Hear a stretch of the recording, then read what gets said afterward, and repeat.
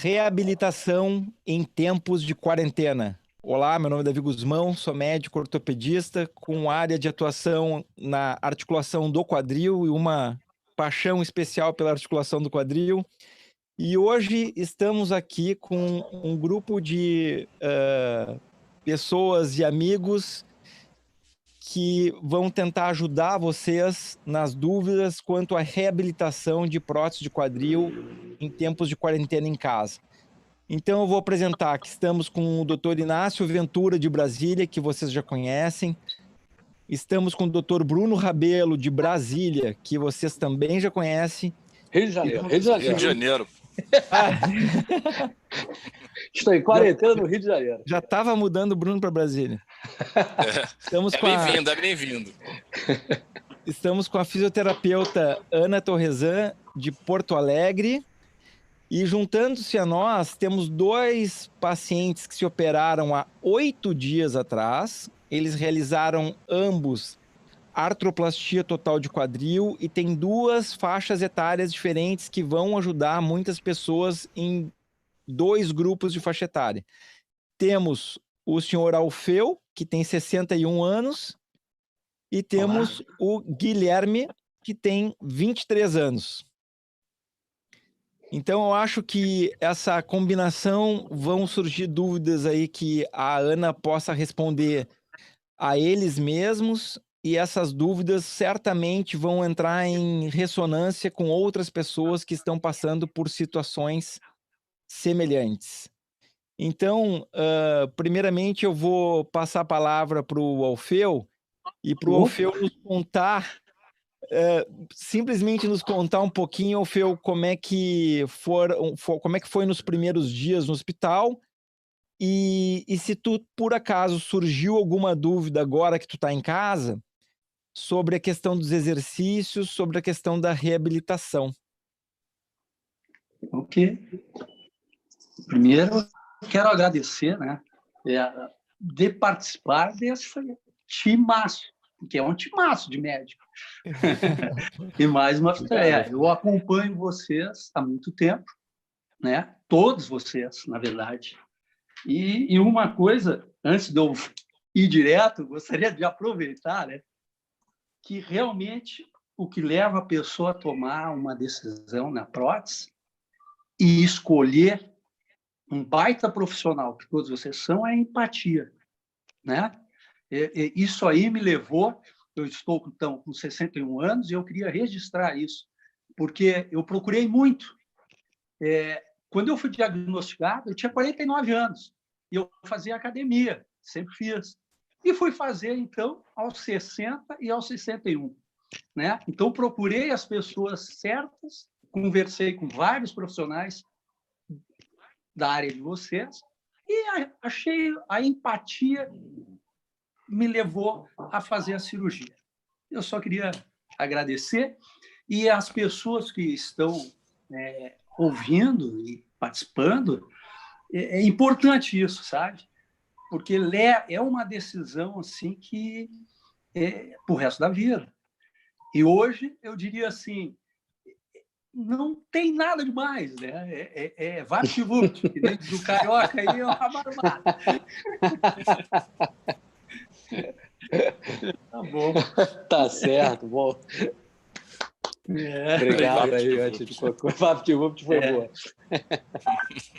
Então, são 8 dias de cirurgia, né?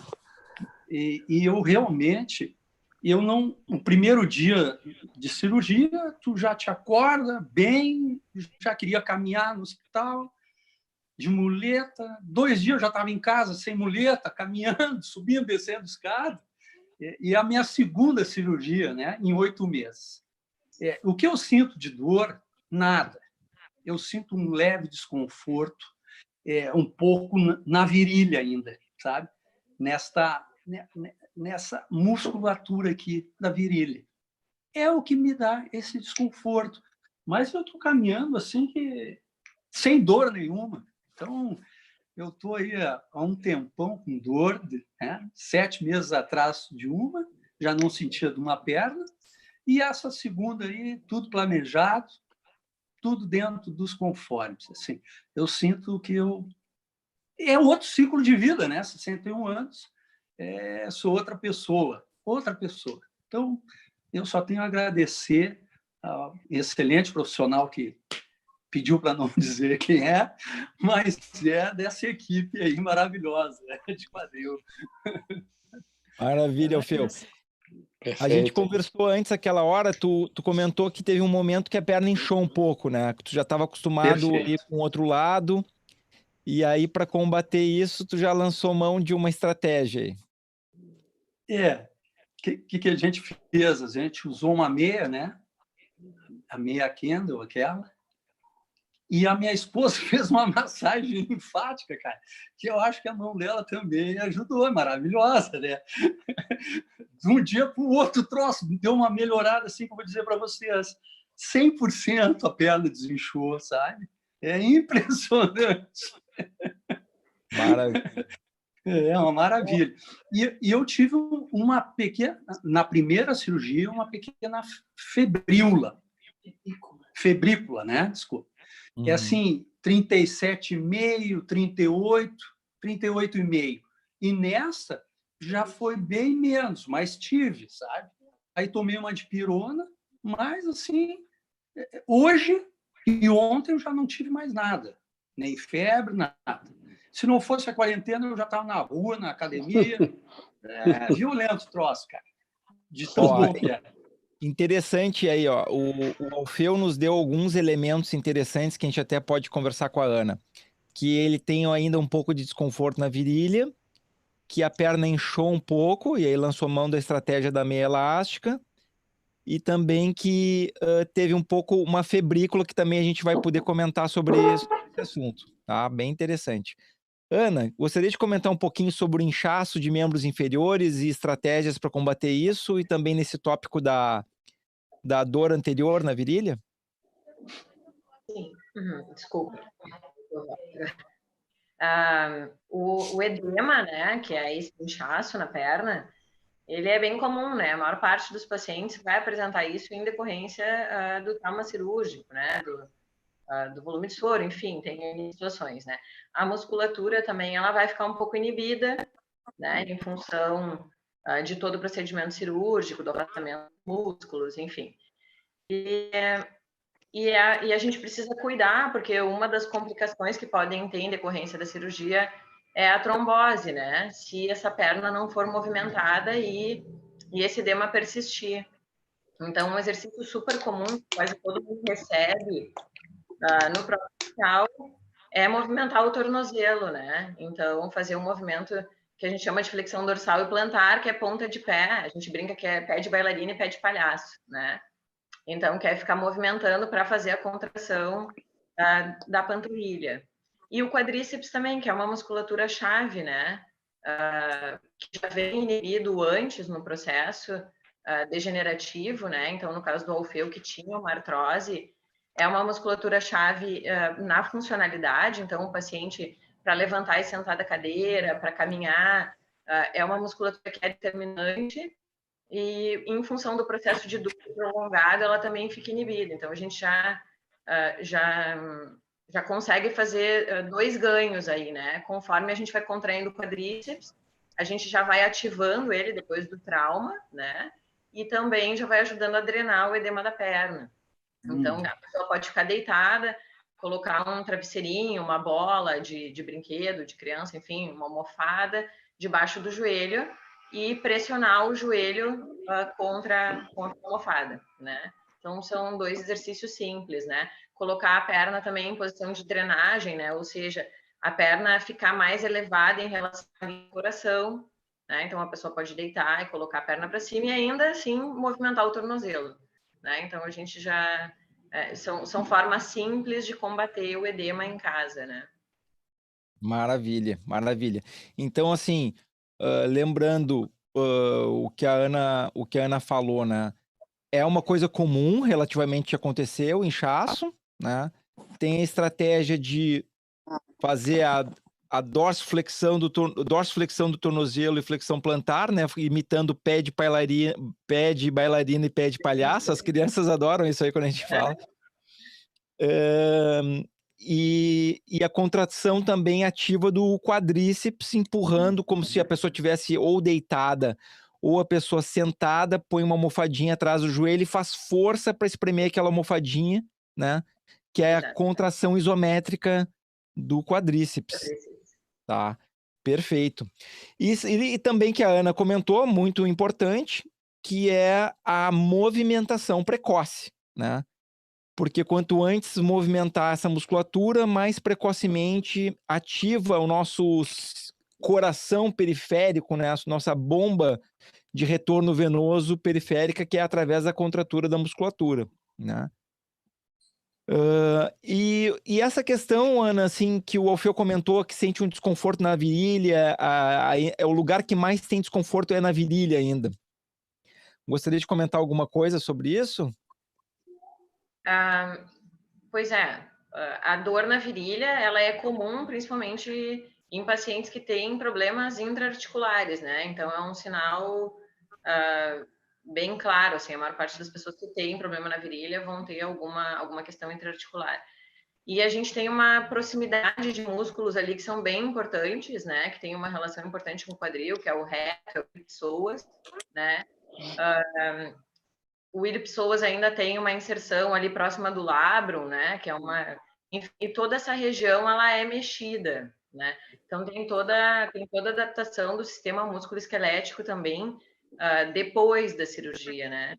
Então, a gente costuma tomar cuidado com a ativação do flexor de quadril no pós-operatório, para não prolongar esse período de dor, né? Então, cuidar, a gente chama assim de alavanca grande para o quadril, né? Então, por exemplo, a pessoa vai deitar na cama, então ela senta, vai colocar as pernas, não usar a perna completamente estendida, né? Então, utilizar a mão ou a outra perna não operada para auxiliar. Então, a gente diminui, né, o comprimento dessa perna e a exigência da musculatura que atua ali, digamos assim. Vai entrar no carro, a mesma coisa, né? Então, tem um exercício muito comum que as pessoas costumam fazer para a região do quadril, que é a elevação da perna estendida, né? Então, a pessoa deita, a perna fica reta e sobe e desce a perna, né? Esse exercício não é um bom exercício, tá? Principalmente para essa fase inicial de pós-operatório, porque exige demais de uma musculatura que está inserida diretamente ali próximo à região do quadril que foi mexida e exige demais, né? Então, não é um exercício que a gente recomenda, por exemplo, e é muito comum de ver as pessoas executando em casa, né? Perfeito, perfeito. Eu vou até convidar aí o doutor Inácio e o doutor Bruno para comentarem. Vocês devem passar por isso de forma semelhante, né? Então, assim, pô, o músculo, o tendão do músculo iliopsoas, que passa bem próximo da articulação, e o tendão do músculo reto anterior da coxa, que é a única porção do quadríceps que ultrapassa a articulação, né? São os dois grandes flexores, né? Se vocês também observam disso, e eventualmente nos pacientes que fazem artroplastia do quadril. Sim, sim. É como você falou e a própria Ana falou, é muito frequente isso, né? Então, é bom ressaltar, assim, para quem está assistindo, que a gente está falando de um desconforto, como o Alfeu mesmo disse, tá? Então, não chega perto do que é a dor pré-operatória, aquela dor inguinal mesmo, dor na virilha que a artrose gera. Essa dor desaparece com uma rapidez muito grande. Como disse o nosso amigo Alfeu aí, é vapt-vupt. No dia seguinte da cirurgia, o paciente já sente o alívio, ele já fala, doutor, você tirou de mim aquilo que estava doendo. Eu estou sentindo, eu tenho um desconforto. Agora, esse desconforto anterior na região da virilha é muito frequente, pelo que a minha principal teoria é isso que todo mundo fala, é o que a Ana falou, são músculos que ficaram subutilizados durante muito tempo com o processo de artrose, e pelo próprio trauma cirúrgico, o envolvimento da cirurgia, eles sofrem uma inibição. Então, a cirurgia é um trauma controlado, mas é um trauma. Então, você manipula, você mexe, você afasta, você cortou algumas coisas. Então, a musculatura, o cérebro inibe esses músculos ao redor do quadril para se proteger da dor. Por isso que ela dói tão pouco, essa cirurgia.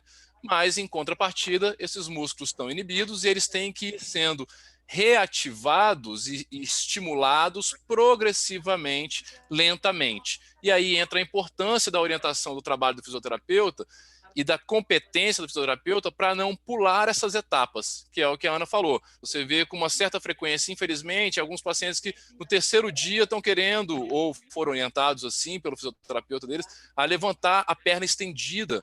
E isso é um exercício que gera um esforço imenso.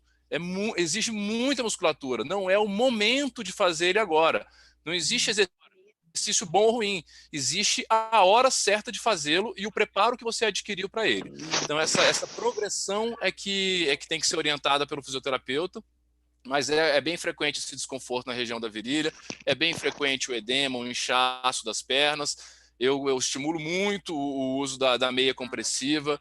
Eu digo para meus pacientes que tua melhor amiga aí, depois do exercício, é o uso da meia. Muitos ficam agoniados, perguntam, mas quanto tempo, Inácio, eu tenho que usar? E quantas horas por dia? A minha recomendação é o maior número de horas possível que não te incomode. Então, se tem pacientes que adoram, que sentem uma firmeza, falam, fica 23 horas, vai tirar para tomar o banho só. Tem pacientes que não gostam tanto, eu falo para colocar em 2 turnos separados e o maior tempo possível. Esse inchaço você pode verificar, às vezes até o primeiro mês, 5, 6 semanas, você pode ter um inchaço, especialmente quando você usou demais o membro inferior. Então, pacientes que estão muito bem, muito empolgados, caminham demais, fazem tudo demais, o que é ótimo, a gente faz a prótese para isso mesmo, mas nessa fase precoce pode acontecer um inchaço um pouco maior, e aí o Alfeu foi perfeito, em casa, sozinho, sem fisioterapeuta, simplesmente com o que ele aprendeu previamente, com bom senso, coloca a perna para o alto, usa a meia compressiva, faz uma drenagem linfática, está resolvido, no dia seguinte está novo, ou algumas horas depois está novo. E um salve especial para a esposa do Alfeu, que já fez uma drenagem linfática aí, já teve uma ajuda em casa, que maravilha. Né, fica o recado aí para as esposas, tá? Ajudem os seus maridos aí que estiverem operados. Maravilha. Então, eu vou fazer agora uma perguntinha para o Gabriel, depois a gente comenta e o Bruno comenta. Quer comentar alguma coisa sobre esse tópico, Bruno, antes? Eu acho que uma coisa importante também é que muitos pacientes, a gente avalia no pré-operatório, já tem sinais de insuficiência venosa. Então, é muito importante já conversar com esses pacientes, que às vezes o tempo que ele vai ter de edema no pós-operatório, um edema que muitas vezes ele procura até um vascular no pós-operatório, um edema benigno, pode ser até um pouco maior. E essas medidas que nós estamos conversando tendem a melhorar isso aí, a diminuir esse tempo, tá? E cada vez a gente vê mais pacientes com insuficiência venosa. Outra coisa é o que o Inácio colocou, o fato do paciente muitas vezes caminhar no mesmo dia. O edema, por ter uma ação gravitacional, ele vai de cima para baixo e tende a se alojar na parte do tornozelo e pé, principalmente. Então, isso é uma coisa comum, que essas medidas tendem a melhorar. Com relação à parte da dor anterior na virilha, eu acho que esse comentário com relação ao elevar a perna com o joelho esticado, isso aí é super importante. Porque todos nós, eu acho que trabalhamos com fisioterapeutas que realizam o nosso pós-operatório, porque já, vamos dizer assim, a gente já encaixou como é que a gente faz a nossa reabilitação e o trabalho tem que ser... Eu acho que esse trabalho, fisioterapia, enfermagem com a parte de curativo e o cirurgião, essa tríade é super importante.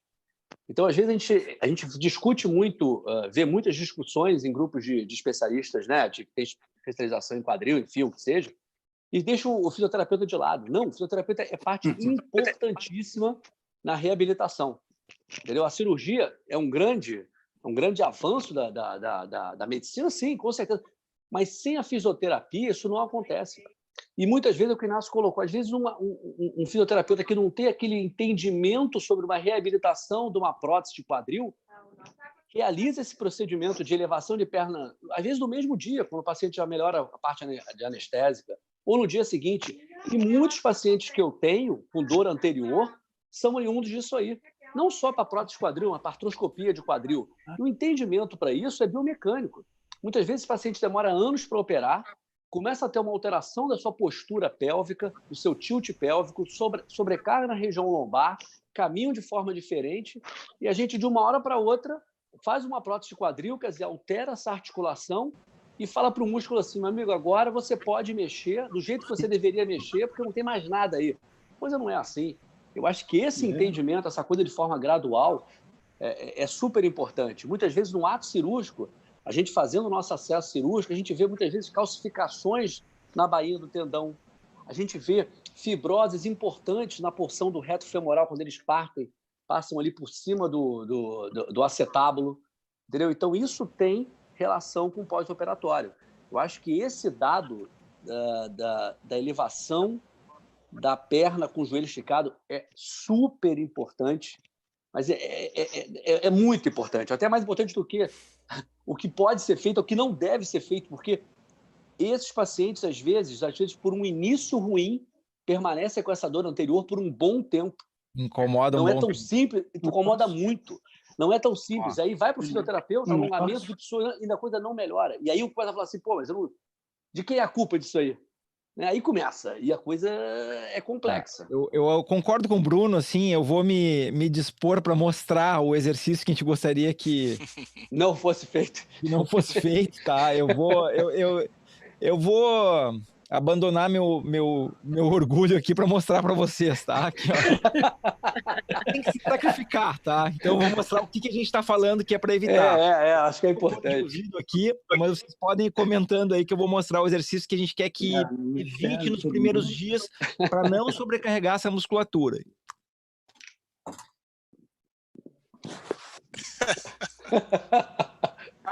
Não consigo ver. Isso aí. Então, pessoal... Ficou boa, sua demonstração foi espetacular. O que eu quis mostrar ali com a perna esticada, né, o joelho esticado, fazendo a flexão de quadril, que é o que pode sobrecarregar essa musculatura aí que todos nós estávamos comentando. Normalmente sobrecarrega, é impressionante. Normalmente sobrecarrega. Inclusive na artroscopia de quadril, que o pessoal acha que uma cirurgia é menor, mas também sobrecarrega. É só botar uma câmerazinha lá dentro. Agora vamos lançar uma pergunta aí do Guilherme, né? O Guilherme fez a cirurgia há 8 dias também. Ele nos contou que ele tinha já uma cirurgia prévia por causa de leg perts. Muitos pacientes têm bastante dúvida de leg perts, então acho que vai ajudar bastante. E aí, Guilherme, eu queria que tu comentasse aí como é que foi teu início do pós-operatório imediato e se surgiu alguma coisa que aconteceu em casa que te trouxe alguma dúvida que a gente pudesse ajudar a esclarecer junto com a Ana aqui, que é fisioterapeuta. Bom dia a todos, primeiramente. A minha cirurgia foi uma recuperação, está sendo muito boa, excelente. No hospital, o primeiro dia também eu caminhei com 2 muletas, depois logo o fisioterapeuta tirou uma muleta. A minha dúvida em si é que eu estou tendo muita dor na lombar. Pode ser de ficar muito tempo sentado ou muito tempo deitado, mas está me doendo muito a lombar, sabe? Está me doendo mais que a cirurgia, a lombar. Ela radia assim para cima e ela pode ser por ficar muito tempo sentado, muito tempo deitado, né? Mas eu tô tendo mais dor na lombar do que na própria cirurgia de quadril.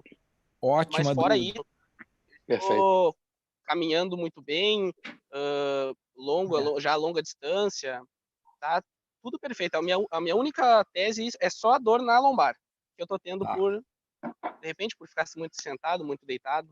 Perfeito. Uma informação que vai ajudar a Ana para responder sobre a lombar e o quadril também é que no caso do Guilherme, ele tinha nos comentado que ele tinha um encurtamento que era de quase 3 centímetros do lado da perna que foi operada, né, Guilherme? Ótimo. Isso. Então, Ana, você gostaria de comentar alguma coisa sobre esses sintomas do Guilherme?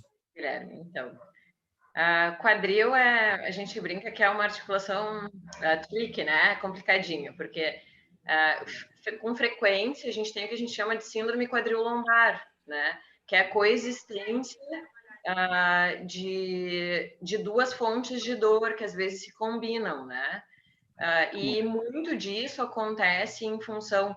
Uma das principais causas para se desenvolver dor lombar é o déficit de mobilidade rotacional do quadril, que acontece, né, quando a gente tem alguma deformidade, que é o caso do Guilherme. E além disso, tem o que todos vocês já comentaram também, né? O Inácio, o Bruno e o Gusmão, relacionado ao tilt pélvico, né? Então, as pessoas tendem a adotar uma postura que a gente chama, que é de retroversão pélvica, ou seja, para quem está acostumado a fazer exercício ou fazer pilates, muitas vezes eles falam de encaixar o quadril, né? E isso retifica, porque a lombar ela tem que ter uma curvatura assim, né? Se eu encaixo o quadril, o que acontece? A minha curva ela fica mais reta, né? E isso sobrecarrega as estruturas posteriores da coluna. E aí, como todos vocês já colocaram, faz a cirurgia, arruma, né, a articulação que antes não mexia, né? E a pessoa adota essa posição da pelve justamente para tentar liberar um pouco a região anterior do quadril, que sofre um pouco mais por choque ósseo, né? Ela adota essa posição, ela caminha assim, ela vive assim, e aí trocou tudo, a articulação tá boa, agora tudo funciona, mas a lombar segue a mesma, né? É isso aí. Então a gente costuma orientar os pacientes a fazer bastante alongamento da região anterior do quadril. Claro que precisa se respeitar os prazos de cirurgia, né? E também o grau de encurtamento. Então, aquele alongamento de puxar o pé em direção ao glúteo, né? Ao bumbum, que é o alongamento de quadríceps, que é bem comum, a gente vê todo mundo fazendo, pode ser uma boa alternativa. Deitar de barriga para baixo também sobre os cotovelos, então o corpo fica todo reto e a pessoa fica com a coluna arqueada, assim, nessa posição. Então o corpo está todo reto, ela está apoiada nos cotovelos deitada. Isso é outra forma também de auxiliar na dor lombar. Sentar, sempre que estiver sentado, evitar o sofá fofo, aquele que engole a gente, que a coluna fica completamente redondinha, né? E procurar sentar usando um rolo de suporte na lombar para manter essa curvatura. São algumas estratégias simples, né? Evitar muito tempo sentado também, porque a posição sentada é uma das que mais geram sobrecarga tanto na articulação do quadril quanto da lombar, né? Então, são as dicas que eu te daria agora de saída, Guilherme. Perfeito. Especialmente no caso do Guilherme, né, Ana, que como ele tinha um encurtamento aí de 3 centímetros, na hora que a gente restabelece o comprimento da perna, existe uma tendência de uma contratura maior dos flexores, né, que é justamente o que tu estava explicando. Então, fazer esses alongamentos é uma coisa que vai dar um benefício aí para o Guilherme. E também medidas analgésicas físicas podem fazer, como o calor local, né, na região da lombar, né? A gente tem também disponível, para quem não tem, o eletroestimulador, que é uma ferramenta que a gente usa na fisioterapia, né, para alívio de dor. A gente não usa com tanta frequência, porque na clínica a gente tem outras opções, mas tem muitos serviços que fazem uso do TNS, né, que é o famoso choquinho, que eu acho que todo mundo que já fez fisioterapia alguma vez na vida já usou. Mas a gente tem disponível na farmácia, né, que é o Tanix. Então a pessoa compra, coloca na região também, pode ligar, e é um recurso analgésico que não envolve a pessoa ingerir nenhum tipo de medicação, né? Que isso, de fato, vai precisar conversar com o seu médico, com o seu cirurgião, para saber se é indicado ou não, né? Mas o Tanix pode ser uma boa alternativa. Ele é só um adesivo, a pessoa coloca no lugar onde dói e liga, ele dura quanto tempo durar a bateria, né? Então, é uma forma que a pessoa pode adquirir em casa. E é uma coisa relativamente nova, né, assim, nas farmácias, né? É relativamente novo. Acho que é questão de 2 anos, talvez. 2 anos. Algum de vocês já usou isso, Inácio, Bruno, para algum paciente? Já usei. Já usamos, já. É bem interessante mesmo. Orientação específica é bem interessante, bem legal, bem lembrado. Vamos aproveitar aqui e ver com tanto o Guilherme quanto o Alfeu, se vocês têm mais alguma dúvida específica da reabilitação e da forma como está sendo a evolução de vocês para aproveitar aqui o momento, se vocês têm alguma coisa que gostariam de colocar.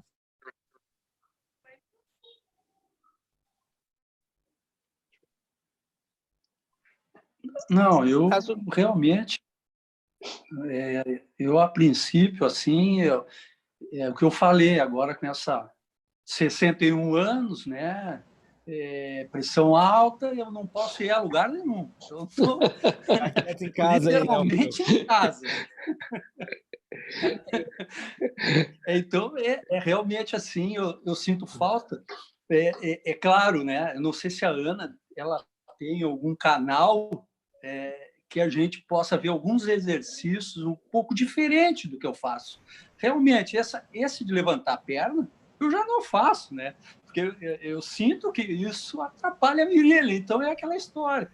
Com o passar do tempo, a gente vai ficando um veterano, e se faz um exercício e dói, tu não vai fazer ele, né, cara? Pô, pelo amor de Deus. Então, de cara, quando eu fiz e doeu isso, eu já larguei. Então, alguns outros exercícios que a gente possa fazer para diminuir. Tu já falaste, né? Em alguns, mas o importante é alguns exercícios a mais que a gente poderia estar fazendo, que não é todo exercício que a gente pode fazer. Como eu estou com a fisioterapeuta em casa a mais, eu gostaria de saber mais desses exercícios. Por quê? Qual é a preocupação? Nenhuma. Eu só quero ficar melhor ainda o quanto menos tempo possível. Porque a hora que liberar essa porcaria toda, a gente vai para a rua. Beleza. Eu vou aproveitar antes da Ana comentar alguma coisa, ver se o Guilherme gostaria teria alguma dúvida ou alguma pergunta específica, algum comentário que tu gostaria de fazer, Guilherme? Que daí a gente vai juntar as duas coisas. Eu tenho duas dúvidas. Perfeito. A primeira é sobre a muleta, que eu ainda estou caminhando com uma muleta. Para mim, se eu posso já ir tentando largar, porque eu já tentei caminhar sem a muleta, né? Eu manco bastante sem a muleta. Eu queria ver se eu posso já começar a tentar largar dela, ou estendo mais um pouquinho. Essa é a minha primeira dúvida. E a outra é sobre a fisioterapia, né? Que como a gente não está podendo sair de casa para fazer a fisioterapia, se isso pode, por algum motivo, prejudicar alguma coisa, por não estar já fazendo fisioterapia e estar esperando muito tempo, né, para fazer. Perfeito. Então, assim, vamos para a gente organizar, eu vou até anotar aqui que a dúvida do Alfeu foi sugestões de exercício. E do Guilherme foi sobre o uso da muleta. O João. Comentou que estava sentindo que estava mancando bastante. Vamos ouvir o Bruno aí. O João, só para falar com o Guilherme, a gente está levantando lá no HTO, a gente tem muitos casos de PERTs lá. Então, a gente fez o levantamento para começar a publicação e nós estamos com 72 casos de pacientes submetidos a total de quadril com sequela de leque alvepert. E o que a gente está começando a perceber nesse levantamento inicial, e aí vai muito de acordo com o que a gente está conversando aqui com parte presente da lombar, é que os pacientes até 35 anos que realizam um procedimento de próstata de quadril por sequela de PERT, seja com cirurgia prévia ou não, a resposta deles com relação à melhora de padrão de marcha, ele retorna em torno de 4 a 6 meses num padrão que o paciente considera muito bom ou excelente. A gente utiliza alguns scores, entre eles o Harris-Hip e o Merida-Bugney modificado por Postel, e a gente avalia esse padrão de marcha do paciente. Tá? Com relação a esse padrão de marcha no pós-operatório, que a gente tem observado, quanto menor a dismetria que a gente consegue no pós-operatório. Então, a gente consegue perceber que dismetrias, que diferenças de membros. O paciente, às vezes, tem, como você disse, 3 centímetros no pré-operatório. Paciente que evolui para dismetria no pós-operatório, inferior a 0,8. Idade do paciente. Resposta à reabilitação com relação à musculatura de glúteo médio e propriocepção tem uma resposta melhor com relação à recuperação de padrão de marcha. Entretanto, é importante dizer que mesmo pacientes que tenham características dessas superiores, né, acima disso, a gente percebe que a queixa que permanece nesses pacientes é normalmente da lombar. A queixa da claudicação, o paciente ele começa a se adaptar de uma forma bastante satisfatória, mesmo com dismetrias maiores ao longo do tempo. E a grande questão que vai dividir esse grupo com esses padrões maiores de dismetria ou de insuficiência de retorno de glúteo médio, enfim, é com relação a se o paciente tinha ou não artrose ou alterações prévias, como, por exemplo, discopatia da lombar. E isso aí muda esse grupo em 2 grupos, que aí esses pacientes com alterações prévias de lombar, principalmente alterações mais avançadas, mesmo com trabalho biomecânico, de alteração de tilt pélvico, de cadeia muscular, enfim, ainda continuam apresentando um pouco de dor no pós-operatório, sim, tardio, não digo imediato. Imediato é uma fase de reeducação biomecânica, enfim, tem vários parâmetros aí. Mas é isso que a gente está levantando lá. Olha só, do ponto de vista de PERTS, entendeu? Maravilha esse teu comentário, Bruno. Uma coisa interessante do Guilherme é que, bom, por ele ser jovem, a chance da lombar não ter alterações aí é altíssima. Sim, muito grande. Significa que vai ter tudo para resolver bem. Tudo para resolver bem. E outra coisa interessante no caso do Guilherme, tá? Que infelizmente não é todo paciente de PERTS que pode, quando ele tinha 12 anos, ele fez uma cirurgia de luxação cirúrgica com alongamento relativo do colo. Então foi feito... Que não é um padrão normal. Foi feito reposicionamento do grande trocânter para tensionar a musculatura na posição adequada. Olha só que interessante. Fez rebaixamento do trocânter. Hoje, modernamente, a gente chama de alongamento relativo do colo, né? E aí, isso aí eu acho que provavelmente facilita também diminuir o tempo da pessoa mancar, porque a relação trocânter-cabeça do fêmur está normalizada desse lado. Inácio, você vai se lembrar da nossa época do INTO. A gente fazia, o pessoal da infantil, o Márcio Cunha, fazia muito essa cirurgia lá, que é a cirurgia de PERTS, né? Ele apenas rebaixava o trocânter, refixava com o trocânter mais baixo, o paciente, depois de um certo tempo, melhorava a remodelação, né, na parte da cabeça femoral e tinha uma melhora do padrão de marcha. Isso tinha uma repercussão no futuro. Exato, sim, porque daí fica corrigido a posição do movimento do quadril, né? Mas é raro, é raríssimo se fazer esse procedimento. O que a gente vê no PERTS é o seguinte, cara, sem carga, vamos esperar, isso aí vai remodelar e vamos ver como é que vai evoluir no futuro. Isso. Né? Bem lembrado, Gusmão, excelente. Beleza. Então, assim, ó, Ana, tu gostaria de comentar alguma coisa sobre a questão de como é que é a questão, como é que é a decisão de largar, ficar totalmente sem muleta? Que o Guilherme comentou, olha, eu tô com uma muleta, eu caminho bem, se eu largo essa muleta, eu sinto que eu manco muito ainda. Na verdade, a decisão é de vocês, né? Não é nossa. A gente só prepara a pessoa para conseguir tolerar, deambular sem apoio, né? Porque do ponto de vista cirúrgico em si, né, principalmente na idade dele e o tipo de prótese que ele fez, não teria nenhuma questão prejudicial do ponto de vista cirúrgico, de estragar a cirurgia ou a prótese, enfim, se ele tirasse a muleta. É ou não é? Perfeito. Não, perfeito.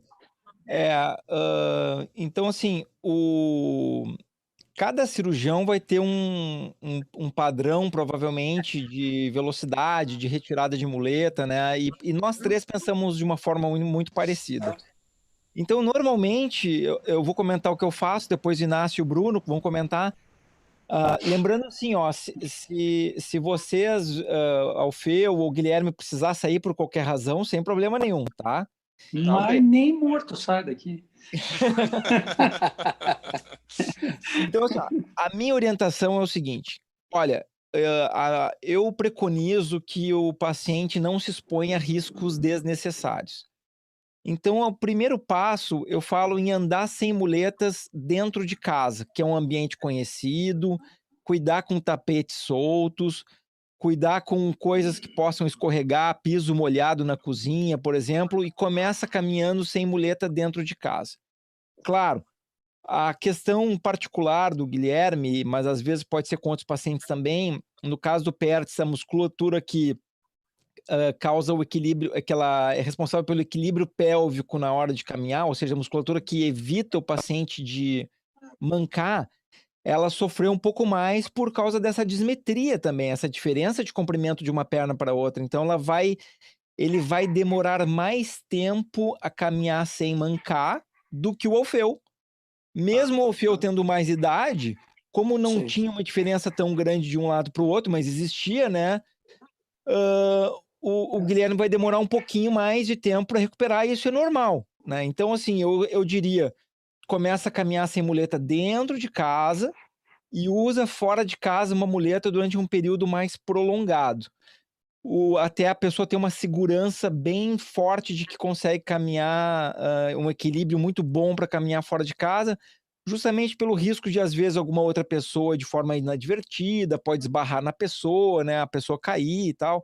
Então, assim, em primeiro lugar, é não ter nenhum acidente desnecessário, na minha opinião. E aí a pessoa vai ficando segura, tira a muleta em casa, vai se sentindo segura até tirar a muleta fora de casa. Inácio e depois o Bruno, o que vocês recomendam em geral nessa situação? Perfeito. Como você disse, a gente pensa muito parecido, então é bom reforçar esse ponto aí que a Ana falou, pelo menos para nós 4 do grupo aqui, independente do tipo de prótese que nós fazemos prioritariamente ser diferentes, pela cirurgia em si, não há problema nenhum em fazer carga, apoio no solo total no dia seguinte da cirurgia ou no mesmo dia. Esse é o primeiro ponto. Então, tudo vai depender realmente da capacidade muscular, às vezes do preparo prévio do paciente, de quanto a musculatura dele estava ruim ou boa antes da cirurgia, tá? E da evolução natural de cada paciente. Mas pela prótese, eu digo para os pacientes, pela prótese você pode pular numa perna só hoje se você conseguir. Esse é o primeiro ponto. O segundo é realmente isso que você falou, Guzmão, é o prioritário, porque a gente tem que lembrar que a gente lida com pacientes de todas as idades. Hoje o exemplo está bom aqui, mas ainda está restrito, porque o Orfeu ainda é adolescente. 60 anos para mim é adolescente no meu consultório. Mas a gente opera, a gente opera dos 18 aos 98, a gente tem paciente assim. Então a prioridade absoluta em relação a auxílio de marcha é não cair. Então eu digo para o paciente, não caia de jeito nenhum. Se você precisa de um andador para se sentir seguro e não cair, use o andador. Se você precisa de 2 muletas ou de uma muleta, use, mas não caia de maneira nenhuma. E aí alguns pacientes ficam preocupados, e é bom chamar a atenção de, na minha visão, independente do que ele usa e do que ele se sinta mais seguro, independente da evolução de como for também, o resultado funcional a médio prazo, 2 meses, 3 meses, será idêntico de todos. De quem usou andador porque se sentiu seguro durante 6 semanas e depois saiu para nada, ou do que largou a muleta largou o andador com 2 semanas, depois largou uma muleta com mais 2, depois largou uma. No final, com 3 meses, eles vão estar idênticos. Então, não tem essa pressa por deixar, ou essa evolução natural que tem que ser andador, 2 muletas, uma muleta, nada. Tem gente que sai do andador para nada. Tá? Então, isso é importante também, porque os pacientes ficam meio agoniados, às vezes, achando que o pós-operatório deles, o resultado final, vai ficar atrasado em comparação com o outro que ele viu na clínica ou qualquer coisa do tipo. Claro que existem testes específicos que os fisioterapeutas fazem da capacidade muscular que dão indícios do momento, você agora já deve ser capaz de andar só com uma, você agora já deve ser capaz de andar sem, mas na prática, esse exemplo que você deu é o mais importante, é o paciente sentir. Ele sentir, tira um pouquinho dentro de casa, no ambiente de segurança e de conforto dele, se ele se sentiu bem e confiante, a natureza está dizendo para ele que é o momento dele largar. Em relação ao mancar, é uma das coisas mais difíceis que tem, né? A claudicação, o mancar, como o Guilherme está falando, porque existem muitas causas. Então, a gente não vai abordar todas aqui, porque senão a gente vai se alongar muito, mas o que eu digo para meus pacientes, também para essa questão de não ter pressa, Guilherme, de largar a muleta, não precisa ter pressa, é que eu prefiro que ele mantenha um padrão de marcha o mais próximo do natural possível. Ou seja, tronco alinhado, postura correta, porque aí o cérebro não vai ficar viciado no mancar. Então, às vezes a pessoa tem... eu prefiro que o meu paciente use 2 muletas, ou uma que seja andando retinho, se sentindo bem, com um padrão de passos o mais próximo do normal, do que tirar logo o quanto antes, porque ele está meio com pressa, e ficar andando capengando. Porque você demora mais para compensar isso do ponto de vista cerebral. Se você mantém aquele padrão natural com 2 muletas com andador, na hora que você soltar, o seu cérebro está acostumado a andar bem, a sua postura está alinhada, a sua lombar já está acostumada com aquilo, é uma questão puramente muscular. A musculatura vai fortalecendo aos poucos, né? Enquanto ele tá fazendo esse treinamento, digamos assim, vai cada vez ficando mais forte, né? E quando larga vai ser uma coisa mais automática, né? Exato. Brunão. Perfeito. O que vocês comentaram é perfeito. É conforme a aceitação. E uma coisa que é bastante interessante, né, que a gente vê na prática, pacientes com uma certa dismetria pré-op, e aí displasias, PERTs, enfim, sequelas de fraturas, enfim. É engraçado que quando eles vão para o pós-operatório, e aí vem aquele voltar tudo que a gente já conversou, vão se sentindo bem, vão querendo retirar a muleta mais rapidamente, achando que com isso eles vão ter uma reabilitação mais rápida. Na maioria dos casos não é assim. E aí ele começa a caminhar e ele começa a claudicar, né, a mancar, e isso para ele vai causando desconforto do ponto de vista psicológico, ele está mancando, e sobrecarga na lombar, independente da idade, aquilo que a gente já conversei sobre o trabalho que a gente está levantando. E aí, muitas vezes, a gente vê alguns colegas físio que não estão acostumados com essa reabilitação de pós-op, e aí mandam para a gente assim, mas doutor, paciente às vezes com 3 semanas, tá? Você não acha que é interessante a gente utilizar uma palmilha para dar mais conforto para esse paciente caminhar nesse pós-op, já que eu estou tirando a muleta? E aí eu sempre tento falar da seguinte forma: se a gente não der um tempo para esse corpo, para essa musculatura, para a biomecânica se ajustar, eu perdi a batalha. Porque não tem sentido isso. Calma, vamos com calma. Se eu boto logo uma palmilha ali, acabou. Ah, mas ele começou a andar melhor. Tá bom, mas a lombar dele está sofrendo. Entendeu? Porque, de certa forma, daqui a pouco ele vai continuar andando torto, vai ter que compensar lá em cima. Então eu falo que tem que ter um pouquinho de paciência. A musculatura vai ter que se ajustar. O Guilherme, então, que tem uma história que começou um período ainda de formação, né? de que a musculatura estava recebendo os estímulos necessários, eu acho que tem que ter mais paciência ainda. Paciente jovem, para mim, é assim. Então, eu tenho N pacientes que foi orientado colocação de palmilha num pós-operatório imediato, que hoje andam bem, sem nada. Entendeu? E que no pós-operatório andavam assim, ó. E andavam mal. E falavam assim, meu Deus, isso não vai melhorar nunca. Calma. O corpo, a nossa máquina é tão absurda, entendeu? Às vezes dá uma falha, mas quando tem falha a gente ajusta. Mas é tão absurda e com trabalho fisioterápico. Quando eu digo fisioterapia, a gente tem que levar em consideração é profissional mesmo. Da mesma forma que a gente vê a procura, né, por informações de qualidade, a gente tem que ver no fisioterapeuta um trabalho de qualidade.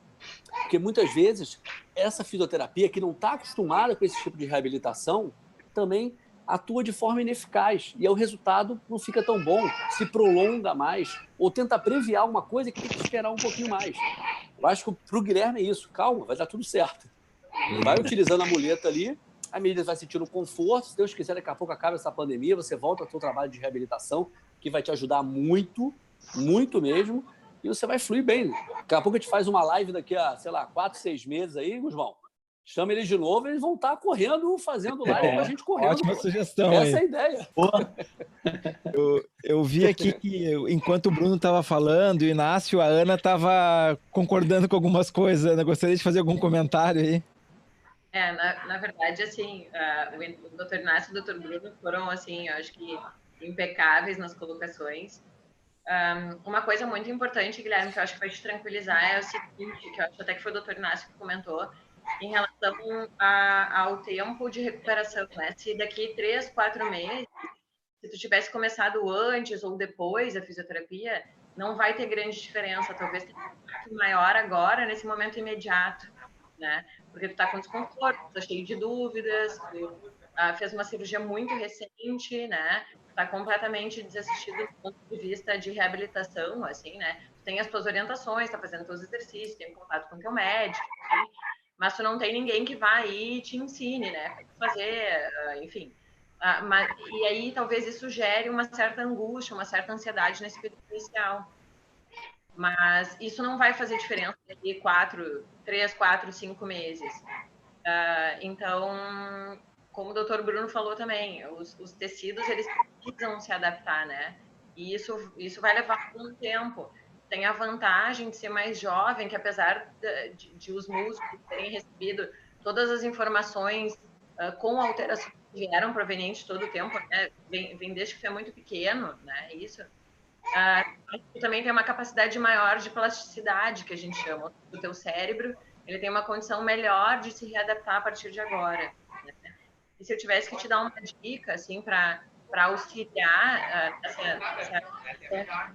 da claudicação, a gente tem 2 maiores preditores de claudicação, ou seja, duas coisas que a gente avalia para saber se a pessoa vai mancar mais ou menos e quanto tempo ela vai levar, que é a força do abdutor de quadril, ou seja, do glúteo médio, principalmente, que eles estavam comentando que tinha sido feita uma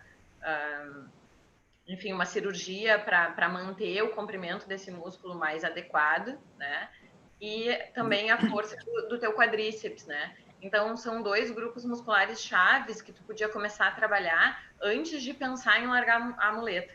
Eu acho que o Guzmão podia mostrar como é que...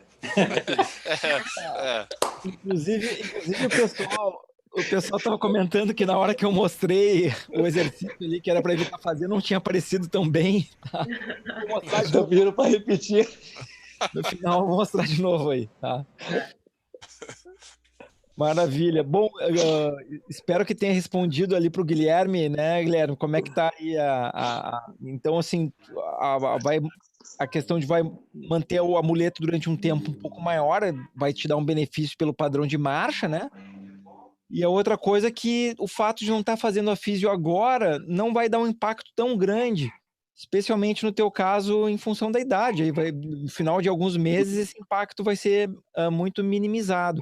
Lembrando que estamos falando de prótese de quadril, né? Que aí, no caso de vídeo de quadril, pode ser um pouco diferente. Isso vai ser abordado em outra live aí. O Guilherme e o Alfeu, vocês teriam... Desculpa, Ana. Não, é que eu acho que aí o Alfeu tinha pedido sugestões de exercícios também, né? Que... Sim. Que fica meio complexo agora, o Guzmão que vai ter que exemplificar. Mas então, eu vou dar 2 dicas que são fáceis, que não precisa de muito exemplo, e vai servir tanto para o Alfeu quanto para o Guilherme, que abordam essas musculaturas que eu acabei de falar. Então, que é a elevação de quadril deitado, o fisioterapeuta chama de ponte, né? Mas que, na verdade, a pessoa está completamente deitada na cama, com as solas dos pés apoiadas na cama, e ela eleva o bumbum, né? E isso pode ser mantido em isometria, pode ser feito com algum tipo de sobrecarga, nessa fase que vocês estão. É um exercício que é seguro, né? Então, vocês podem fazer tranquilamente. Vocês já estão no 8º dia, né, de pós-operatório. Também dá para pensar em aquele exercício de pressionar o joelho contra a almofadinha, é um exercício bom de trabalho quadríceps, né? O mini agachamento também, ele pode ser feito em um ângulo controlado, né, gente? Lembrem de não agachar demais. Então, se a gente estivesse com o joelho completamente alinhado com a linha do quadril, a gente faria 90 graus. Isso não pode, tem que ser antes disso, né? Vocês já sabem até pelos riscos que tem, né? Flexionar demais o quadril. Então, fique em torno de 60 graus. Você pode até se apoiar na parede e ir escorregando, né? Até que fique uns 60 graus, mais ou menos, de flexão de quadril. E dá para sustentar essa posição por alguns segundos e retorna, né? Então, são 2 exercícios simples que vocês podem fazer em casa sem maiores problemas. Joia. Tu acha, Ana, que nessa fase assim também pode ser um exercício deles fazerem usando alguns degraus de uma escada para ajudar no fortalecimento do glúteo máximo também? Pode ser, talvez para o Guilherme, que ainda claudica muito e tem pouca força de abdutor, talvez ele desestabilize muito a pelve na hora de subir e descer a escada. Então, isso teria que ver, talvez o que ele possa fazer é ficar no degrau e não fazer todo o deslocamento completo, né? Ele pode fazer meia amplitude, então ele fica só indo e vindo sem atingir, né, fazer todo o deslocamento, no caso, né, principalmente na hora da descida. E as pessoas tendem a fazer isso aqui com a pelve enquanto o pé está indo no sentido de encostar no chão. Né? Talvez ele deva começar, por exemplo, fazendo a abertura da perna em pé. Então, ele fica em pé e faz um movimento de abrir a perna, né?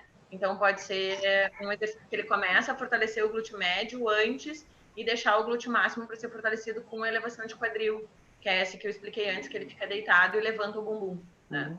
Perfeito. Legal. Vocês entenderam o que é esse exercício da ponte que a Ana falou? Sim. Entendeu, Guilherme? O exercício da ponte é aquele que a pessoa se deita como se fosse fazer um abdominal, com as pernas dobradas, a planta do pé encostada no solo e as mãos ao lado do corpo, e aí faz uma força empurrando o quadril para cima. Isso aí ajuda a contrair o glúteo máximo. Isso. Beleza. Entendemos. Maravilha. Bom, depois a gente responde algumas perguntas também, se vocês tiverem em particular e tiver alguma necessidade de mandar para a gente, tá? A gente também dá um auxílio, até se for alguma questão que não possa falar, digamos assim, abertamente, a gente também ajuda vocês em alguma questão se precisar. Tá bom, obrigado. Tá? Uma coisa que eu queria comentar, até que eu achei que foi importante, que o Alfeu colocou e que pode assustar muita gente. O Alfeu comentou que teve uma febrícula na cirurgia passada e teve uma febrícula dessa vez também, provavelmente ao redor do 3º dia, 4º dia. Isso. Por aí, tá? Por aí. Queria comentar alguma coisa disso, Inácio? Causas potenciais de febrícula em um pós-operatório imediato ao redor do 3º dia. É bom, assim, deixar claro para os pacientes que a gente está falando de febrícula, tá? Febrícula é febre baixa, não sustentada, que usou número um também, desculpa te interromper, Inácio. Número 1 também é o seguinte: vocês têm uma dúvida específica sobre o seu caso, tem uma coisa que está acontecendo, falem com o seu médico. Isso. Tá? Sim. Aqui a gente vai falar um comentário geral, né, sobre o que... Não é nada específico para nenhum paciente. Não é uma recomendação médica especificamente para nenhuma pessoa, mas é para comentar o que pode ser se aparece uma febrícula, como aconteceu com o Alfeu. Desculpa a interrupção aí, Inácio. Nada. É isso mesmo. Você tem que... Aliás, em todos os vídeos e todas as postagens nossas, não só nas lives, é bom que isso fique claro, tá? Nada que a gente fala aqui substitui uma avaliação médica. Tá? Isso aqui são conceitos gerais, as pessoas são muito diferentes, os casos clínicos são muito diferentes, então cada coisa tem que ser avaliada individualmente. Mas, assim, porque, na verdade, quando eu dou, por exemplo, minhas orientações de alta para os pacientes de prótese, eu coloco lá 3 sinais de alerta para eles, tá? Que são das 3 complicações mais frequentes, que são muito raras, mas podem ser mais frequentes e mais graves. E dentre esses sinais de alerta, febre é uma delas, mas é febre alta sustentada, ou seja, tomei o antitérmico, a dipirona, o paracetamol, e ela não baixa, e eu tenho num dia, tenho no outro, tenho no final do dia, é uma febre mantida, tá? Então não é disso que a gente está falando. O Alfeu falou, foi uma febre baixa, que ele tomou antipirona e a febre baixou logo em sequência, tá? Quando a gente tem qualquer processo pós-operatório, como eu falei aqui, do 7º ao 10º dia, a gente tem uma entidade, vamos dizer assim, no corpo que a gente chama de janela imunológica do trauma. O que quer dizer isso para vocês? Tudo no seu corpo está mobilizado para cicatrizar e te deixar o melhor possível. E nesse momento, uma série de coisas estão alteradas. A tua glicemia está alterada, porque os hormônios estão alterados, a tua pressão está alterada. Então, esse momento, os primeiros 10 dias, é um momento de resposta inflamatória do teu corpo para cicatrizar as coisas. Cicatrização precisa de inflamação. Fique claro isso. Muitos pacientes falam, mas a minha pressão está louca, Inácio, agora no 4º dia, vou ter que mexer em remédio, ou o meu açúcar está descontrolado. Calma, eu falo para eles, agora não é hora disso. Isso aí são pressão alta e diabetes, são doenças crônicas que você tem anos para manejar. Então, os 10 dias depois do pós-operatório é para você comer bem, se hidratar bem e não se preocupar com isso, tá? E nesse período pode, inclusive, aparecer essas febrículas aí por uma série de razões dessa resposta imunológica. Eu vou dizer que na minha prática eu tenho até com maior frequência essa febrícula após esse período, entre a segunda para a terceira semana, com a absorção de hematomas. Então eu deixo avisado para o paciente, aqueles pacientes que fazem às vezes um hematoma um pouco maior, tudo falo, ó, quando o seu corpo estiver absorvendo esse hematoma entre o 10º e o 20º dia, pode acontecer uma febre baixa, isso é normal e tal, eu explico. Eu acho mais frequente do que essa febre mais precoce da resposta imunológica inicial ao trauma, Gusmão. Não sei como é que é a experiência de vocês. Eu não tenho muito essa febre precoce, não. Beleza. Eu também mais tardiamente. E algumas vezes por causa e normalmente, na minha opinião, é por causa do hematoma mesmo. Essa resposta inicial é a resposta que a gente chama de resposta aguda metabólica ao trauma. Isso acontece não só num trauma cirúrgico, por exemplo, também num acidente de carro, num paciente com uma fratura de acetábulo, enfim. Isso é uma coisa que não entra nem na fase de cicatrização, essas primeiras 48, 72 horas. É uma resposta ao trauma externo, um mecanismo de defesa do organismo, tentando captar leucócitos, captar mecanismos de defesa para alguma coisa que pode estar surgindo ali. Porque ele não sabe se esse trauma que houve de parte mórbis, por exemplo, num acidente, é decorrente de uma cirurgia eletiva ou de, por exemplo, um acidente de carro, com uma infecção, enfim. Então, é meio que aquela resposta aleatória, essa que acontece até 72 horas. É a resposta metabólica ao trauma de forma aguda. E aí, depois, uma das principais causas é isso que o Inácio falou, a resposta ao hematoma. E eu quero deixar claro aqui que a absorção de hematoma é uma coisa que eu tenho particularmente visto algumas complicações, principalmente com a utilização, e aí eu já tentei vários deles, de anticoagulante. Os anticoagulantes no pós-op, ele nos dá em alguns casos, eles podem dar umas dúvidas com relação a isso. Então, a gente estava, tanto eu, o Leonardo, que opera comigo aqui no Rio, a gente teve 3 casos de uso de anticoagulante, não vou entrar aqui no detalhe, assim, mas um era subcutâneo, os outros via oral, que nós tivemos, esse paciente começou com uma febrezinha no pós-operatório, em torno de 7, 8 dias de pós-operatório, assim, 7º ao 12º dia de pós-operatório, endurecimento no local da ferida operatória, uma leve drenagem de secreção hemática ali, mesmo com os cuidados que a gente tem de pós-operatório, com curativo específico, e nós tivemos em 2 casos que reabordar o paciente. Por suspeita de algum processo de infeccioso, mas não, era hematoma. E era um hematoma grande, Bruno? João, eu tenho um vídeo. Não, era um absurdo de hematoma. Se tem vídeo, porque o hematoma era grande, né? Não, era grande. Você precisou registrar. Então, esse fato que o Inácio colocou aí é perfeito. A gente tem que estar muito alerta e, obviamente, orientar o paciente, né? Eu acho que isso aí é perfeito que o Inácio comentou. Perfeito. Maravilha. Eu gostaria de colaborar. Pode ser? Por favor. Claro. Então, na primeira cirurgia, 7 meses, como eu tenho 3 stents e eu tomo anticoagulante, né? Na primeira cirurgia eu tive que ligar para o meu médico, né? Porque realmente a minha perna ficou roxa, que nos 3, 4 primeiros dias ela não aconteceu. Quando eu comecei logo depois da cirurgia a tomar os remédios normais, e a perna ficou um roxo, e aí realmente... É isso mesmo. Né? E aí, assim mesmo. Com o médico, ele disse, não, cara, isso aí faz parte, né? Faz parte disso. E logo na sequência, e aí a fibríola, ela levou um tempo a mais, em torno de 9, 10 dias. É isso aí. E depois passou.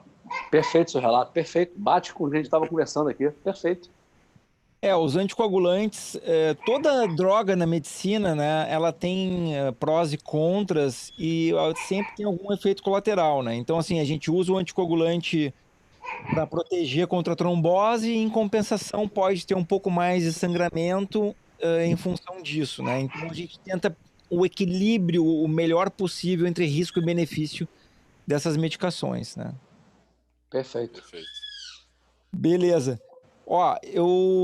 Eu vou agradecer bastante aqui o Guilherme e o Alfeu pela colaboração deles, tá? A gente vai continuar, o Inácio, eu, a Ana e o Bruno, a gente vai entrar numa parte bem técnica agora. Vou convidar para vocês para continuarem assistindo, tá? Eu só vou deixar apagadinho o vídeo de vocês. Fiquem à vontade se quiserem ficar assistindo por essa plataforma, ou se quiserem continuar assistindo no YouTube. Porque daí a gente vai entrar em termos bem técnicos aí. E se necessitarem, podem mandar mensagem para a gente aí com dúvidas para a gente continuar na conversa. Tá bom, obrigado. Tá bom? Bom, agradeço demais a participação de vocês. Obrigado, Guilherme. Estamos à disposição Qualquer coisa que precisar, deem um grito aí. Com certeza. Tá bom? Até mais aí. Então tá, obrigado. Agradeço, tirou muitas dúvidas nossas aí. Muito bom, Obrigado grande a vocês. abraço. Tchau, tchau. Tchau. Abraço. Grande Tchau, tchau. abraço. Tchau, tchau. Beleza, pessoal. Olha, acho que isso aí vai ajudar muito aí a questão dessa dúvida desse período, né? E das sugestões que a Ana fez, eu achei bem interessante aí. Então, eu vou recapitular um pouquinho, eu vou mostrar de novo o exercício que não era para fazer, tá? Então, ó, as dicas que a Ana deu. Fazer um agachamento limitado em termos de amplitude, pode se apoiar na parede para fazer o agachamento, pode se apoiar em algum amigo, móvel, cônjuge, algum móvel, para agachar, que dessa forma fortalece a musculatura do quadríceps e o glúteo. E não, se a pessoa está sem força, não precisa ficar agachando e descendo, ela pode agachar um pouquinho e sustentar, como a Ana falou, né? Que é o que a gente chama de exercícios isométricos, né, Ana? Exato. A outra sugestão da Ana foi a contração isométrica do quadríceps. Então, assim, sentado na cama ou deitado, coloca uma almofada embaixo do joelho e faz força para esmagar aquela almofada, né? Isso. A flexão plantar e dorsiflexão do tornozelo, que é pé de bailarina, pé de palhaço. A pessoa pode fazer em pé também, né, Ana? Pode. Se apoiar na parede e fazer em pé. E ficar na ponta do pé, né? Ficando na ponta do pé. Exato. E até é mais eficiente do ponto de vista de contração muscular, né? Se o enfoque maior, se tem um edema muito evidente ali, talvez pode começar deitado em posição de drenagem para ajudar a diminuir um pouco o volume da perna, né? E aí depois sim pode passar a fazer em pé sem problema nenhum, que ativa mais a musculatura, né? Perfeito. Tu recomendaria nessa fase inicial de 8 dias deslocamento lateral? Não. Caminhada lateral, tu diz? A gente chama muito no funcional de Siri, né? Esse exercício. Mas não, ele vai entrar lá pela 3ª semana sem resistência, sem uso de resistência. Então... E outra coisa que pode fazer é aquilo que tu comentou com o próprio Guilherme, né? Que é a pessoa ficar em pé... E fazer a abertura da perna, exato. Fazer a abertura da perna sem nenhuma resistência, né? Isso pode começar agora na 2ª semana, que é o período que eles estão, né? Eles acabaram de fechar a primeira, estão entrando na 2ª, então não teria problema. Beleza. Ana, tu gostaria de comentar alguma coisa mais específica sobre o caso deles, ou sobre alguma dica para alguém que está em casa nesse momento em pós-operatório de prótese? Em relação a exercícios, eu acho que a gente até abordou as principais coisas, né? Eu acho que o cuidado maior é em relação às amplitudes, que isso vocês todos orientam eles muito bem, né? Então, tomar todos aqueles cuidados para evitar a luxação, né? Então, usar o travesseiro, não sentar em nenhum lugar muito baixo, não girar em cima da perna, né? Então, eu acho que esses são os principais cuidados iniciais, né? Eu acho que é o mais importante. Seguir todas as recomendações, né? Em termos de uso de medicação, de muleta, enfim. Os exercícios, né? A gente acho que já comentou alguns mais simples e mais importantes. Eu acho que seria interessante as pessoas manterem, né? E se manter ativo dentro das possibilidades, né? Eu acho que fazer o ganho de amplitude ali também de rotação externa, que normalmente eles são muito limitados, né? E é justamente o que atrapalha na funcionalidade para calçar, para colocar meia, vestir a roupa, enfim. Mas isso precisa de algum grau de de orientação para ser feito, né? Porque implica alguns riscos, então... Aí é melhor esperar passar essa quarentena. Exatamente. E aí fica meio cedo demais, né? Tá. Mas eu acho que é basicamente isso. Ana, gostaria de deixar um recado aí aonde tu trabalha, ou se alguém quiser entrar em contato contigo, se é melhor via o local de trabalho, se é melhor via alguma rede social, caso tu queira, obviamente, deixar alguma informação onde te achar, quem se interessar em conversar mais sobre isso. Claro, obviamente, dentro se tu puder e da tua parte profissional. Não, claro, posso sim. Na verdade, eu estou à disposição. Eu não tenho um canal, né, que nem o Dr. Guzmão, não sou uma pessoa tão tecnológica, né? Mas eu trabalho na FISIC, eu sou supervisora técnica lá, então é FISIC, Centro de Fisioterapia. É uma clínica aqui de Porto Alegre. E aí, quando vocês quiserem algum tipo de auxílio, né, eu estou disponível lá. E agora, em épocas de quarentena, o jeito é orientação via rede social, né? E tem a página da FISIC também, tá, gente? Então... Tá. Então, assim, a FISIC se escreve com PHY, né? Então, FISIC começando com PHY. Se vocês escreverem FISIC Fisioterapia, vai achar os canais no YouTube, no Instagram, e vai achar o endereço da clínica lá para a pessoa ver como é que funciona e também, eventualmente, mandar alguma pergunta, alguma dúvida, que vai ser temas também para produção de conteúdo que vocês estão fazendo, né, Ana? Exato, exatamente. Maravilha. Ana, muito obrigado por ter participado, né? Desculpa... ter te atrapalhado. Não, desculpa ter posto aí, a Ana disse que é tímida, mas assim, é uma conversa aqui, como se ninguém estivesse vendo nada, né? Nada que a gente não falaria do usual que a gente faz. Sim, sim. Então, Ana, muito obrigado por ter participado aí. A gente vai entrar agora em alguns temas mais dentro da parte da cirurgia, que eu acho que vale a pena a gente comentar sobre algumas coisas que eles falaram.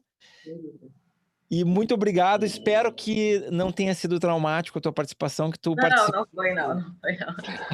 Agradeço muito a vocês. Acho que agradecemos. Imagina. Beleza, Ana. Obrigadão por ter participado. Ana. Obrigado. Tchau, fica com Deus. Tchau, tchau. Maravilha, pessoal. Muito bom, né? Bom. Então, assim, o Bruno disse que havia alguma questão falando um pouco sobre curativo.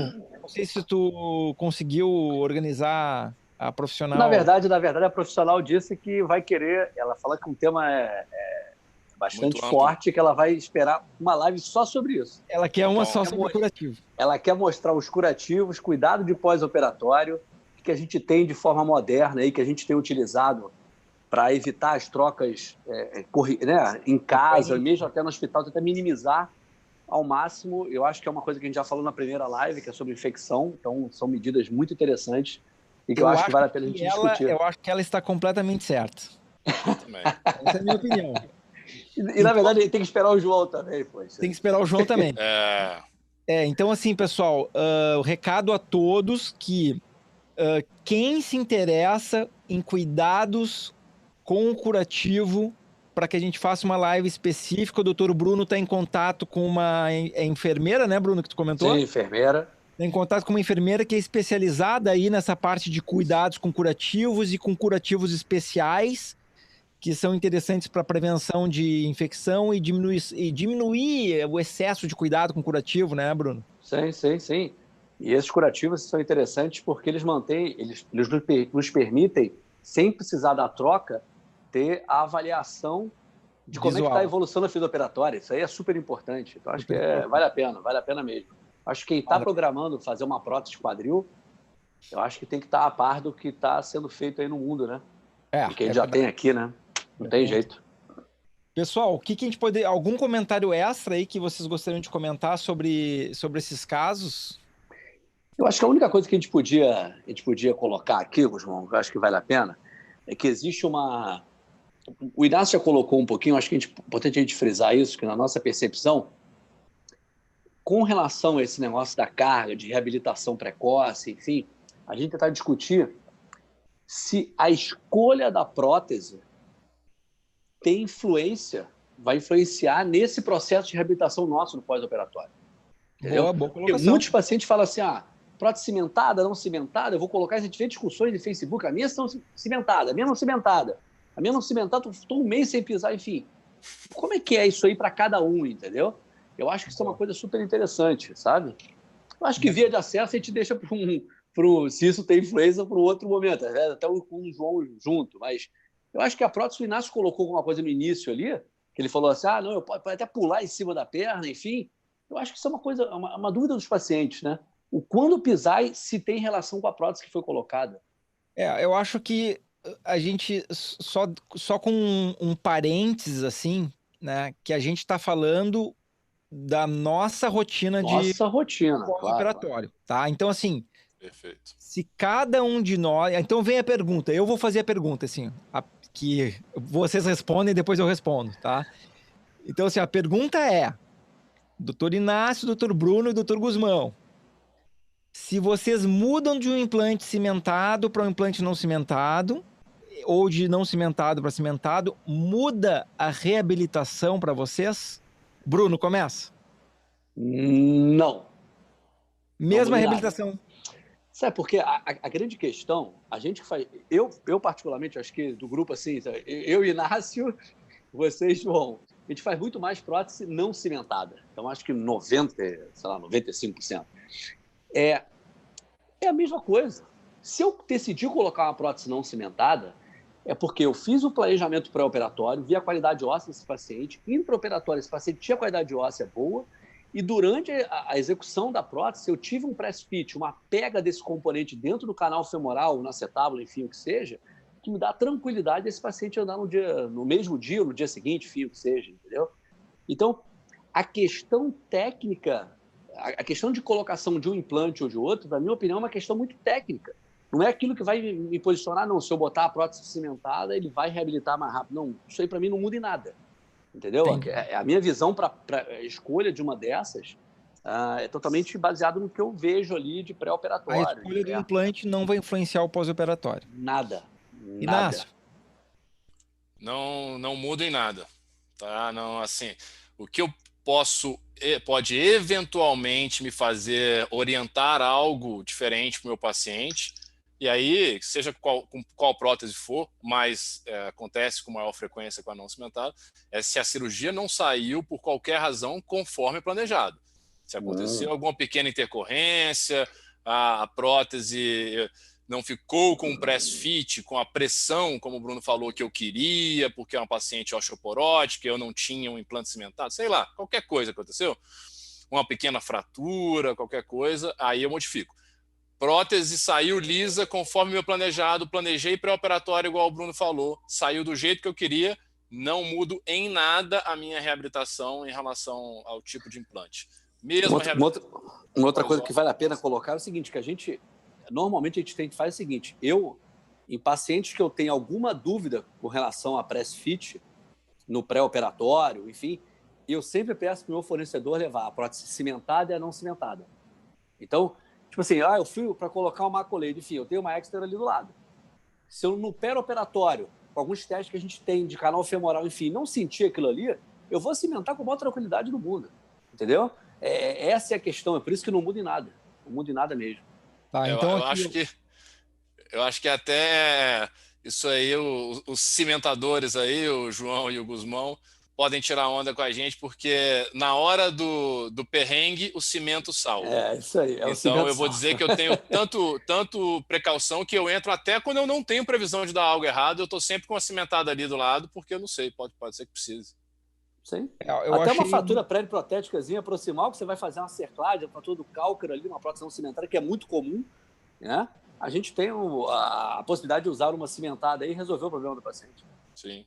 Uma coisa que eu achei boa que o Inácio comentou, e aqui, de novo, alerta para todo mundo, assim, né? Então, assim, o Inácio, olha, como cirurgião, se acontece algo na cirurgia que eu julgue que é necessário mudar a reabilitação, eu vou avisar para o paciente. Tá? Então, obviamente. Então, pessoal, a fonte mais importante que vocês têm de informação é o cirurgião de vocês, porque se aconteceu alguma coisa na cirurgia, ele tem a obrigação de dar algum detalhe diferente para vocês, né? Eu acho que todo mundo concorda com isso aí. E só ele sabe, né? E só ele sabe. É importante que o paciente entenda isso, que não tem como nós, à distância e sem saber o seu caso específico, inferirmos como foi a sua cirurgia por mais detalhes que você nos dê. Que às vezes os pacientes escrevem... Mesmo olhando o raio-x. Exato. Às vezes os pacientes escrevem, eu estou com tantos dias, minha prótese é uma de cerâmica de tal marca, de tal marca, de tal marca. O que eu devo fazer no meu pós-operatório agora, doutor, porque eu estou sentindo isso? Eu não sei como foi a sua cirurgia. Então, isso aí que o Guzmão falou é acho perfeito. Que vale uma ressalva, né? Assim, ó, pessoal, aquilo que o Alfeu falou no início, né? A confiança é uma coisa importante na seleção do cirurgião. Então, vocês têm que ter um cirurgião que vocês consigam conversar, que vai dar informação para vocês, que ouve as dúvidas que vocês estão trazendo. Então, assim, se a relação não é boa no início, ela não vai melhorar no pós-operatório. Como qualquer relacionamento, né? Como qualquer relacionamento, né, pessoal? Começou errado, vai dar errado. Começou a namorar, o troço não tá andando bem, não casa, né? Exatamente. Uma vez eu conversei com o paciente, eu expliquei justamente isso, e na hora ele não entendeu muito, mas eu digo o seguinte: se você teve a confiança de ser operado pelo colega, colocou a sua saúde nas mãos da equipe desse colega, e agora você não se sente à vontade de conversar com o colega, porque eu acho que vale a pena você conversar com ele. Tem que fazer um DR, né? Na relação, porque não tem como a gente entrar nesse meio, né? Pegar uma terceira pessoa, colocar no meio não tem. Eu acho que tudo tem que ser buscado ali, entendeu? O que você falou é importantíssimo. Sim, exatamente. A gente já chamou atenção nisso em alguns outros vídeos nossos, né, Guzmão? Tem um vídeo meu que eu falo especificamente sobre isso, que é um vídeo que chama Insatisfação após a cirurgia, seja ela qual for, e a gente sempre ressalta que a escolha mais importante que você pode fazer é do teu médico. Porque a partir dele, todas as outras escolhas serão tomadas. Então, tem gente que se preocupa em qual prótese será colocada e não sabe qual médico que vai operar ainda. Não escolheu nem o cirurgião. Então, é o seu cirurgião que vai escolher quem vai auxiliar ele, que vai escolher, em última instância, quem vai fazer a fisioterapia, o hospital onde você vai operar, se é seguro ou se não é, o implante que você vai colocar, se ele coloca a mão no fogo por esse implante ou não. Todas as escolhas vão vir a partir da tua escolha do teu médico. Então, dedique tempo para escolher o seu médico. Estude, pesquise, rode em vários, escute 1, 2, 3, 4 opiniões, e a hora que você falar, como o Alfeu falou aqui hoje, eu tenho empatia e eu confio plenamente a minha saúde a você, doutor. Esse é o cirurgião que você vai escolher. Uma coisa que o Inácio falou, que eu dou de exemplo às vezes, é o seguinte, ó. O paciente querer impor no cirurgião o implante que ele quer é como se eu quisesse escolher o sapato que o outro vai usar. Como assim? Ô, Inácio, eu escolhi um sapato pra ti, eu quero que tu use esse, tá? Mas tu nem perguntou meu número e... tipo, não faz sentido isso, né? Escute a experiência do cirurgião com relação àquele implante, porque às vezes a gente vê assim, doutor, eu vi aqui que eu tenho uma prótese, só para criar aqui, recentemente eu tive no consultório, eu vi aqui que sobre a prótese Resurface, eu queria que o senhor fizesse uma Resurface em mim. E aí abriu aquela discussão, que eu acho que é uma coisa que a gente, enfim, pode discutir.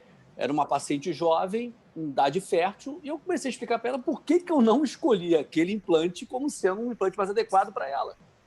E ela falou, mas eu vi os resultados, são fantásticos. Eu falei, olha só, nós temos resultados fantásticos com outros implantes também, e sem esses problemas que podem eventualmente acontecer. Ou assim, pelo menos... É uma discussão agora. Mulher em idade fértil, né? Pelo amor de Deus, aí eu tive que explicar. Na minha opinião, mas só que foi indicado para ela. Por quê? Porque entrou ali, no mínimo, ela começou a estudar isso, chegou para o colega falou, poxa, legal, faço. Pô, peraí, calma. Entendeu? É a mesma coisa que você comentou, as coisas têm que ser muito bem discutidas, entendeu? E eu acho que a relação médico-paciente é super importante para isso. Porque, por exemplo, às vezes o paciente chega para mim com os exames, com aquele quadro clássico, doutor, não aguento mais, vem aqui colocar uma prótese, eu falo assim, olha só, vamos fazer o seguinte, eu vou te passar algumas informações, eu quero que você busque as nossas redes sociais, vá no meu site, vá no site do Guzmão, do Inácio, pegue informações, tenha dúvidas, traga o que você tem realmente de dúvida. A gente discute numa outra consulta. E aí, se aí sim nós decidirmos que esse é o caminho, e aí você entendeu, me conheceu um pouquinho melhor, a gente opera. Eu acho que é muito... Eu gosto dessa conduta, entendeu? Às vezes o paciente, não, mas eu vim aqui para... Não, calma, a gente nem se conheceu ainda, entendeu? A relação médico-paciente é super importante. Em especial na parte do quadril, né, Bruno? Pelo que amor de Deus. Relação de longo prazo. É um casamento. É um casamento que tem tudo para dar certo. E aquele morrer juntinho ali, vovozinho, os doisinhos lá. Esse casamento, você fala, o paciente é isso, esse casamento é isso aí. Entendeu? Então, esse negócio, a escolha do médico é muito interessante. Eu sempre falo para os pacientes o seguinte, eu tenho um cálculo renal, eu fui operado do meu rim, e eu tive uma crise, e aí eu fui num colega, e eu não falo que eu sou médico, tá? Eu fui num colega que era presidente da sociedade, fui nele, né? Amigos, eu cheguei nele, eu tenho certeza que ele não sabe se eu uso óculos ou não. Ele olhou os exames, me pediu o pré-operatório e falou, olha só, minha secretária vai agendar a cirurgia, quando tiver tudo pronto a gente opera. Eu olhei para ele, ele também acho que nem sabe que eu saí da sala. Eu saí da sala e falei, eu não vou operar com ele. Qual a relação médico-paciente que eu tive? Eu fui um outro colega, comecei a investigar esse colega, fui indicado, uma pessoa maravilhosa. Hoje em dia tenho contato com ele nos centros cirúrgicos, enfim. Operei, teve uma intercorrência, mas a relação médico-paciente foi tão forte que nada disso abala. Entendeu? Então, isso é super importante. Então, eu vivi isso do outro lado. Então, eu faço para o meu paciente, entendeu? É não pode importante ser assim. o teu relato, assim, para o pessoal saber que mesmo nós, como médicos, às vezes a gente tem dificuldade de escolher um outro médico para nos tratar e a gente tem que pesquisar. A gente pergunta para amigo, a gente dá uma olhadinha quem é, a gente sente como é que é na consulta. Então, assim, a gente também passa por isso, né? O teu relato foi ótimo, tu passou exatamente por isso, pela escolha, teve uma experiência ruim e que tu fez, tu mudou de profissional porque tu não sentiu empatia com o cara. Sim. Eu sabia que o pós-operatório ia ter algo estranho. Assim, ninguém é obrigado a operar com uma pessoa específica. Sim. Né? Então, assim, tu tem que poder escolher a pessoa a qual tu quer ser tratado, né? Isso aí é básico, né? E tenha dúvidas, discuta mesmo. Acho que a discussão é super importante, o entendimento. Até porque no caso da próstata quadril não é uma urgência, né, tia? Sim, justamente. Dá tempo para você estudar. Tu tem tempo, tu sabe que tem artrose já há um certo tempo, aquela dorzinha vem vindo, então tu pode discutir e tal. João, Inácio, quantas vezes o paciente chega no consultório e fala que vai fazer uma prótese quadril, você pergunta, tá bom, mas você sabe qual a prótese você vai utilizar? Não, ele só disse que eu vou fazer uma prótese quadril. Mas você investigou como é que é o pós-operatório, perguntou como é que é o pós-operatório? Não. Ele falou que eu tenho que fazer uma prótese e já me pediu o exame. Calma. Né? Ele tinha, calma. Não tem por que ser assim, cara. Não tem por que ser assim. A relação tem que ser mais profunda que isso, né? Sim, muito mais. Sim. Muito mais. E aí eu faço, inclusive, uma ressalva, Guzmão, dentro disso que você falou, porque eu falo para muitos pacientes que isso de ninguém ser obrigado a ser operado por quem não deseja, isso é válido, inclusive, para o SUS. Tá? Porque muitos pacientes que acompanham a gente são usuários do SUS, não tem plano de saúde, não tem dinheiro, e eles se queixam muitas vezes, doutor, mas eu operei com ele porque eu sou do SUS. Não, calma lá, eu trabalhei a minha vida inteira no SUS, larguei agora há 2 meses. O Bruno atende ainda no hospital do SUS. No SUS, tanto o médico quanto o paciente podem se negar a fazer aquela cirurgia eletiva. Só não se nega em emergência, mas você pode chegar no serviço que você é acompanhado e falar, tive uma incompatibilidade com esse doutor, gostaria de ser atendido por outro. E até mesmo isso é legal, é perfeitamente legal. Tá? Você vai colocar a sua saúde na mão de alguém. Então, seja no SUS, seja pagando, é importante isso. Qual o material que vai ser utilizado em mim, porque eu sou do SUS? Peraí, como assim? Então, lá, por exemplo, no hospital que eu estou chefiando, eu falo o seguinte, olha só, paciente abaixo de 50 anos não opera aqui, enquanto a gente não tiver cabeça de cerâmica. Então, quer dizer, o paciente mesmo, independente de ser do SUS particular, o paciente tem que entender qual implante que vai ser utilizado, sobrevida, experiência do cirurgião naquele implante, trabalhos publicados sobre aquele implante, pós-operatório dentro do que o médico orienta. E aí não pode ter esse preconceito SUS, a coisa não pode ser assim. Não, a cirurgia é para ser feita uma vez só. O Guzmão muito bem fala isso. A pessoa tem que ter os direitos de não querer fazer com alguém. Pô, não tem porquê. Não tem porquê. Não tem porquê. A gente recebe muito isso, né? O que o Inácio falou é impressionante. O quanto a gente recebe de mensagem de pacientes oriundos do SUS com a mesma queixa, ou a mesma dúvida, ou a mesma justificativa. E a gente sempre responde a mesma coisa. Não pode ser assim. Não pode.